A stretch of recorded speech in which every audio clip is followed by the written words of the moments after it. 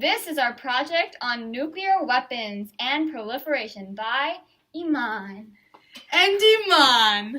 And Anushka. And Sarita. It's coming at you.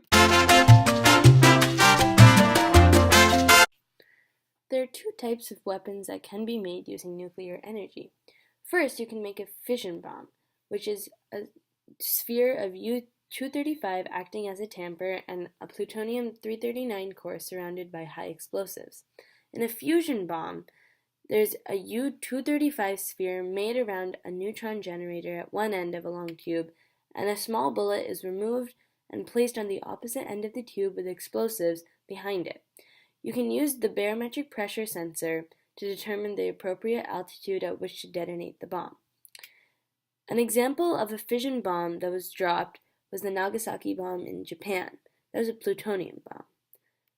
In a fission bomb, which are also called atomic bombs or atom bombs, fissile elements such as uranium or plutonium are compressed and go through nuclear chain reactions.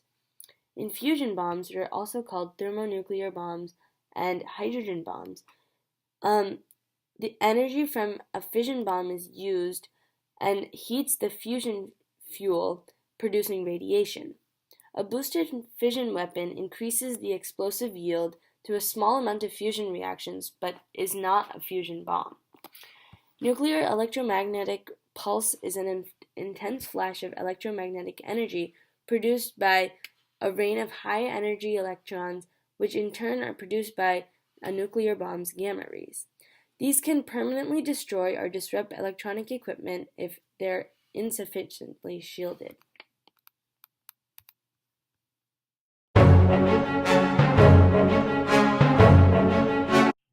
Oh, stop it, you. In a fission bomb, a single free neutron strikes the nucleus of an atom of radioactive material and knocks 2 or 3 more neutrons free.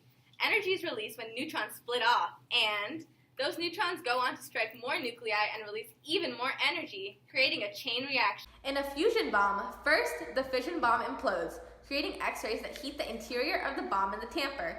The tamper then expands and burns away, creating pressure inward against the lithium deuterate. This creates compression shock waves that spark fission in the plutonium rod, causing radiation, heat, and neutrons. The neutrons go into the lithium deuterate, combine with the lithium and make tritium, causing tritium-deuterium and deuterium-deuterium fusion reactions to occur. More heat, radiation, and neutrons are created and induce fission in the U-238 pieces from the tamper and shield, creating even more heat and radiation and causing the fusion bomb to explode. That's it, stop. In a boosted fission weapon, it introduces a deuterium-tritium mixture inside a fission core, starting a fission chain reaction. This rises the core temperature and the fusion reaction begins to occur at a significant rate, injecting fusion neutrons into the cone so the neutron population rises faster.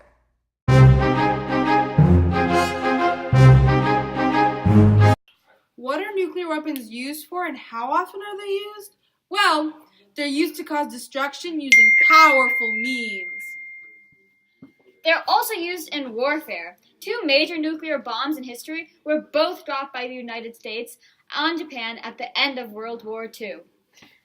They're only really used in excruciating circumstances, and they're mainly remaining in stockpiles for use if needed. Finally, they're used for protection against other foreign powers. Okay.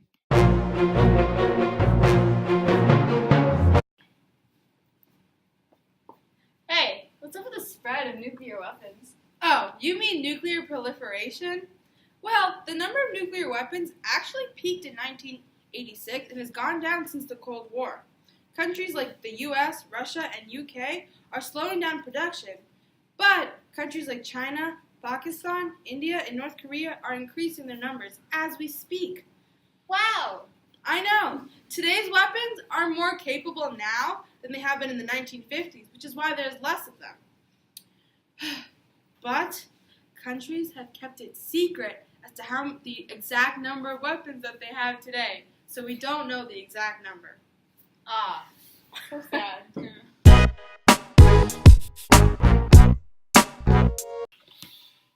What are the effects of nuclear weapons, you ask?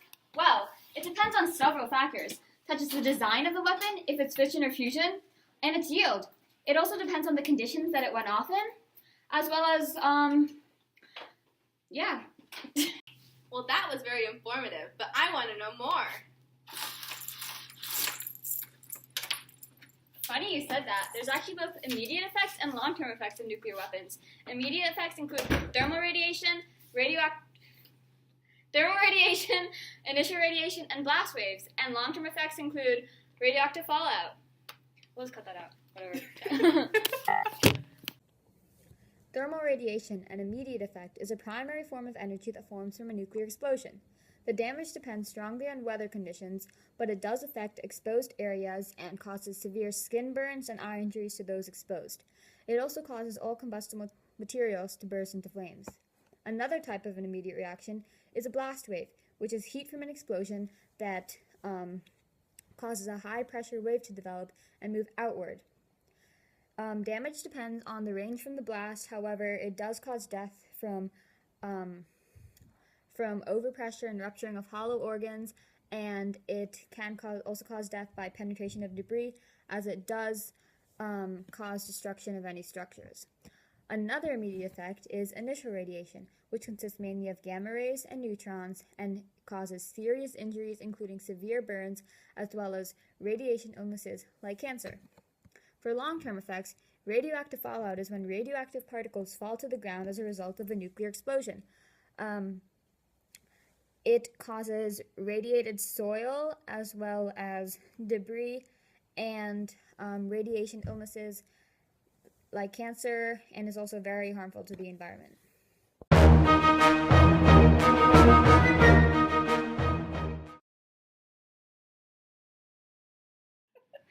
guys, so today we are nuclear fission.